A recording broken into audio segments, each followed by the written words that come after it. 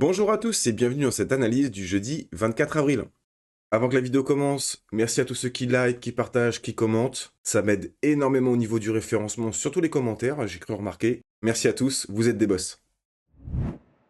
Donc, comme j'expliquais lundi, une belle clôture, notamment une clôture daily au-dessus de l'AR, pour moi, validerait un changement de tendance. Donc on reste méfiant, on peut toujours se taper une redistribution dans les dents. L'un n'empêche pas l'autre.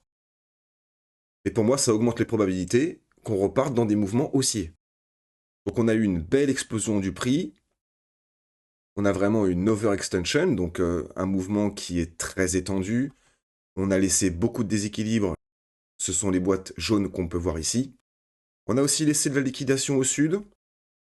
C'est pas gravissime, c'est quelque chose qui arrive assez souvent dans une réaccumulation, il arrive un moment, il faut bien laisser gagner un petit peu les gens.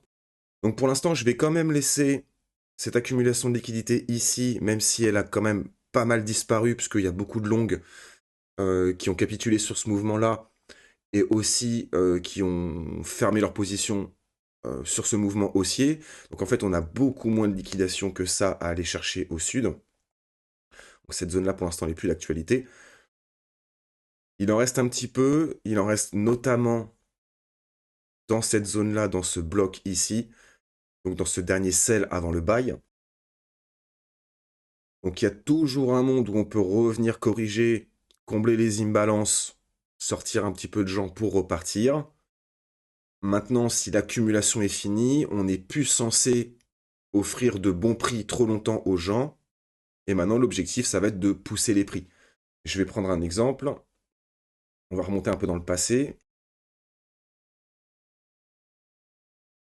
Donc ici, c'était en 2021, quand on avait eu le premier crash, la première pause, on va dire, dans le bull run.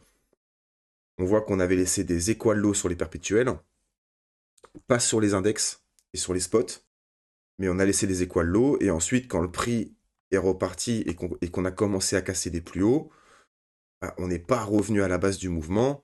On est parti ensuite très très fort. On a fait une petite incitation acheteuse, on a fait une petite incitation vendeuse ici avant de repartir. L'idée, c'était de faire FOMO les gens. On leur a bien fait peur ici. Ensuite, on les fait courir après le prix. Donc c'est un petit peu ça que j'aimerais voir ici. On aurait notre pause ici. Et là, l'idée, ce serait de faire courir les gens après le prix.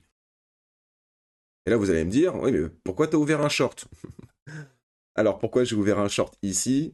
Parce que comme j'expliquais à mes VIP hier, ici, je m'attends à ce que le prix...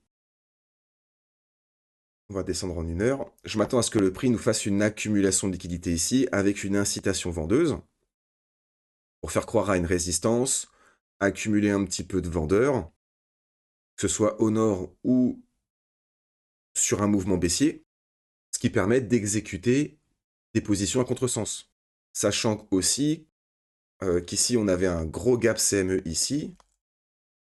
On a quasiment comblé. Je pense qu'on va encore revenir dans cette zone-là, au moins dans cette zone-là, pour reproposer un petit peu d'échange, combler le gap CME pour pouvoir repartir.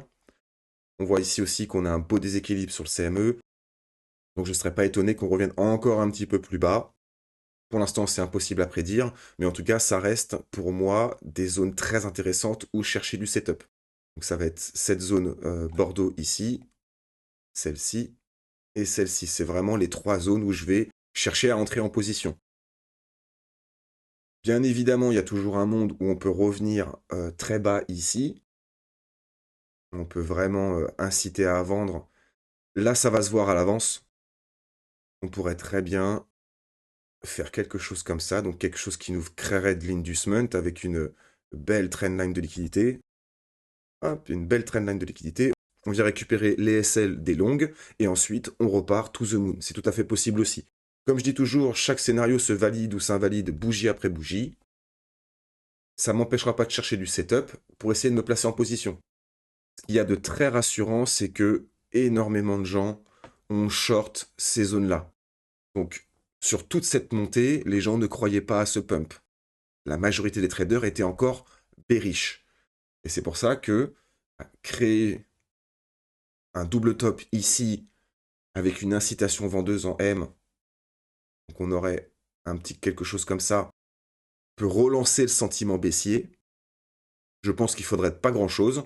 Et derrière, on vient tous les punir pour repartir. Pour l'instant, c'est le scénario que je joue. Voilà, je vais pas faire plus long. Pour ceux qui souhaitent nous rejoindre et accéder au groupe privé, vous retrouverez tous les liens en description. Pour ça, il faut aller sur mon site web et être abonné soit au pack trader qui vous donnera accès au groupe privé, à la formation qui arrive, mais aussi à mes indicateurs de trading, ou alors le pack trader plus qui vous donnera accès à tout ce que je viens de citer, plus mes stratégies automatisées. Vous connaissez ma devise, faites attention à vous sur les marchés. Je vous dis à la prochaine. Ciao.